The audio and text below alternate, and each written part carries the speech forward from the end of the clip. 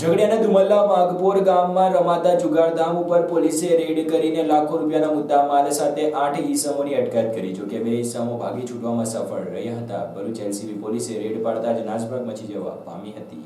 ઝઘડિયા તાલુકાના ઝઘડિયા રાજપાટી અને ઉમલ્લા પોલીસ મથકની હદમાં મોટા પાયે પત્તાપાના વડે હાર જીતનો જુગાર તથા વરલી મટકાનો આંકડા લખવાનો જુગાર ગામે ગામે ફલ્યો ફૂલ્યો છે. ત્રણે પોલીસ મથકના જવાબદાર અધિકારીઓને રહેમ નજર હેઠળ તાલુકાના ગામે ગામે વરલી મટકાના આંકડાના જુગાર ધામ ચાલી રહ્યા છે. ગતરોજ ઝઘડિયા તાલુકાના ઉમલ્લા પોલીસ મથકની હદમાં ધુમલ્લા વાઘપુરા ગામે મોટા પાયે જુગાર રમતો હોવાની બાતમી ભરૂચ જિલ્લા LCB police sub inspector YG Gadhvi તેમજ સ્ટાફ સાથે ઝઘડિયા તાલુકા વિસ્તારમાં ખાનગી વાહનોમાં પેટ્રોલિંગમાં હતા. દરમિયાન બાતમી મળી હતી કે ઝઘડિયા તાલુકાના ધુમલ્લા વાઘપોર ખાતે રહેતા મોહિદ્દીન ઉર્ફે મૈયો કાસમ શેખ નામનો ઈસમ ટેકડા ફળિયા ડુમલ્લા વાઘપોર ખાતે વીણાબેન શૈલેષભાઈ વસાવાનો ઘરે ભાડેથી રાખી તેમાં ઘણા બધા માણસોને બહારથી બોલાવી ભેગા કરી પોતાના આર્થિક ફાયદા માટે રૂપિયાથી પત્તાપાના વડે હાર જીતનો જુગાર રમાડે છે જેવી બાતમી મળતાની સાથે જ એલસીબી ટીમે બાતમીના આધારે ધુમલ્લા વાઘપોરના ટેકડા ફળિયા ખાતે જઈ બાતમીવાળા ઘરે દરોડા પાડ્યા હતા. ત્યારે કેટલાક ઈસમો લાઇટના અજવાળે પાથરણા પાથરીને કુંડાળો વળી પત્તાપાનાનો જુગાર રૂપિયાના હારજીતનો રમી રહ્યા હતા. જિલ્લા એલસીબીની ટીમે જઈને જોઈ ત્યારે કેટલાક કિસ્સામાં લાઇટના અજવાળે પથરણા પાથરીને કુંડાળુ વળી પત્તા પાના વડે રૂપિયાનો હારજીતનો જુગાર રમતા હતા. જિલ્લા